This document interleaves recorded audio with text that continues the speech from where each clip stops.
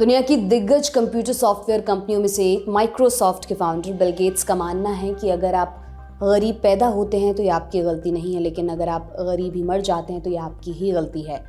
दुनिया भर में भारतीय मूल के कई ऐसे लोग हैं जिन्होंने तमाम परेशानियों के बावजूद अपनी मेहनत और लगन के बलबूते सफलता हासिल की है। उदाहरण के तौर पर दुनिया की दिग्गज कंपनियों को भारतीय मूल के लोग लीड कर रहे हैं। गूगल से लेकर यूट्यूब और माइक्रोसॉफ्ट तक की कमान आज की तारीख में भारतवंशियों के हाथ में है।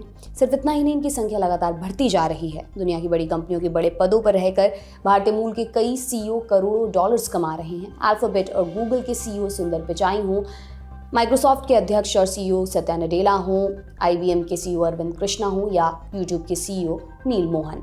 अब नया साल शुरू होते एक और भारतवंशी ने मेहनत के बल पर दुनिया भर में अपना परचम लहराया है। इस भारतीय मूल के सीईओ ने एक समय पर बर्गर भी बेचे, सिक्योरिटी गार्ड की नौकरी भी की। आज के खर्चा पानी में विस्तार से हम बात करेंगे इन भारतवंशी की, जानेंगे कौन है, फिलहाल किस कंपनी में है, इनकी सैलरी और कमाई कितनी है। नमस्कार, मेरा नाम दिव्यांशी सुमराव है। आप देख रहे हैं दी ललन टॉप का डेली इकोनॉमिक बुलेटिन खर्चा पानी। कभी गूगल में सबसे ज्यादा सैलरी पाने वाले निकेश अरोड़ा अब दुनिया के नए अरबपति बन गए हैं। ब्लूमबर्ग बिलियनियर्स इंडेक्स के मुताबिक निकेश अरोड़ा साल 2024 के पहले अरबपति भी बने हैं। निकेश अरोड़ा आज भले ही अरबों के मालिक बन गए हों, लेकिन एक वक्त ऐसा था जब उन्होंने बर्गर बेचे, सिक्योरिटी कंपनी में बतौर गार्ड की नौकरी की। मीडिया रिपोर्ट्स के मुताबिक जब निकेश अमेरिका में पढ़ाई करने जा रहे थे तब उनके पिता ने उन्हें 75,000 रुपये दिए थे, जो कि अमेरिका में पढ़ाई लिखाई करने, खाने पीने और रहने के हिसाब से काफ़ी कम थे। ऐसे में वहाँ अपना खर्चा निकालने के लिए निकेश अरोड़ा ने कई तरह के काम किए। वे अलग अलग जगह जॉब्स करते थे। एक इंटरव्यू में उन्होंने बताया था कि अमेरिका में पढ़ाई लिखाई का खर्च निकालने के लिए उन्होंने बर्गर शॉप पर सेल्समैन और सिक्योरिटी गार्ड की नौकरी भी की थी। आपको बता दें कि निकेश अरोड़ा उत्तर प्रदेश के गाजियाबाद के रहने वाले हैं। उनका जन्म 9 फरवरी 1968 को हुआ था। उनके पिता एयरफोर्स में अधिकारी थे। निकेश अरोड़ा की पत्नी का नाम आयशा थापर है। आयशा थापर ने वेलेस्ले कॉलेज से अर्थशास्त्र में स्नातक करने से पहले अपनी स्कूली शिक्षा दिल्ली के मॉडर्न स्कूल से की। वे real estate company Indian city properties limited की मैनेजिंग डायरेक्टर हैं। निकेश ने अपनी शुरुआती पढ़ाई दिल्ली में एयरफोर्स स्कूल से की थी। 1989 में उन्होंने IIT BHU वाराणसी से इलेक्ट्रिकल इंजीनियरिंग में बीटेक किया।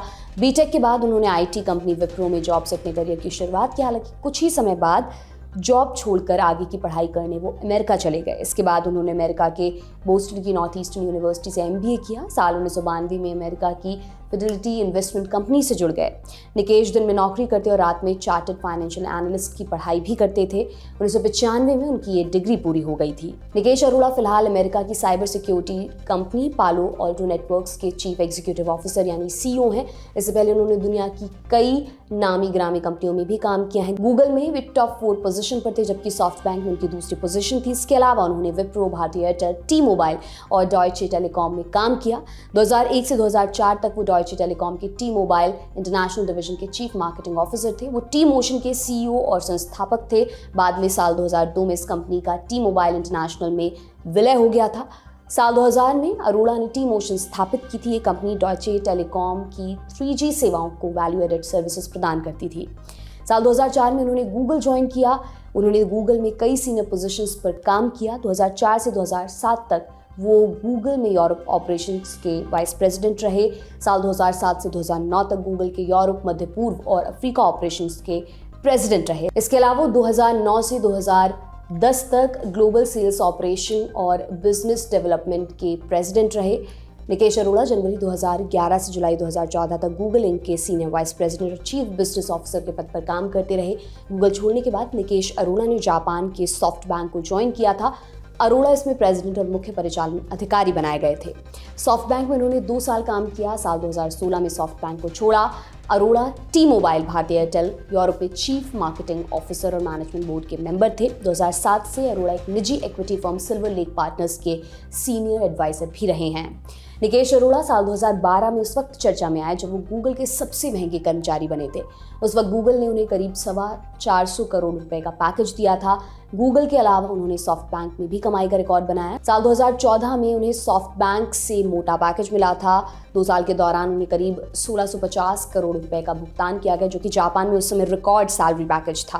अब आपको ये भी बताते हैं कि निकेश अरोड़ा कितने पैसे वाले हैं। निकेश अरोड़ा ने साल 2018 में पालो ऑल्टो नेटवर्क्स के सीईओ का पद संभाला था। उन्हें उस समय करीब 1050 करोड़ रुपए मूल्य का स्टॉक एंड ऑप्शंस पैकेज मिला था। उसके बाद उन्हें मिलने वाला सैलरी पैकेज कई गुना बढ़ा। अभी उनके पास पालो ऑल्टो नेटवर्क्स की अच्छी खासी हिस्सेदारी है। पिछले कुछ सालों के दौरान पालो ऑल्टो नेटवर्क्स के शेयरों के भाव 4 गुना से ज़्यादा हुए। इस तरह निकेश अरोड़ा के हिस्से की वैल्यू बढ़कर करीब 700 करोड़ रुपए हो गई है। पालो ऑल्टो ने निकेश अरोड़ा की लीडरशिप में नई ऊंचाइयों को छुआ है। निकेश इस कंपनी को साइबर सिक्योरिटी में पहली 100 अरब डॉलर यानी 8 लाख करोड़ रुपए से ज़्यादा मूल्य की कंपनी बनाना चाहते हैं।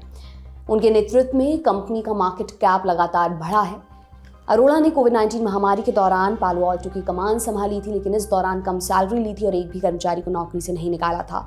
ब्लूमबर्ग बिलियनेयर्स इंडेक्स के अनुसार वर्तमान में अगर अरोड़ा को उनके करियर में मिली सैलरी को मिला दें तो उनकी कुल नेटवर्थ 1.5 बिलियन डॉलर यानी कि 12,495 करोड़ रुपए है। वहीं IIFL wealth Hurun India rich list 2022 के अनुसार निकेश अरोड़ा 8,500 करोड़ रुपए की कुल संपत्ति के साथ दुनिया के सबसे अमीर सीईओ हैं। वहीं IIFL wealth Hurun India rich list 2022 के अनुसार निकेश अरोड़ा 8,500 करोड़ रुपए की कुल संपत्ति के साथ दुनिया के सबसे अमीर सीईओ में से एक हैं।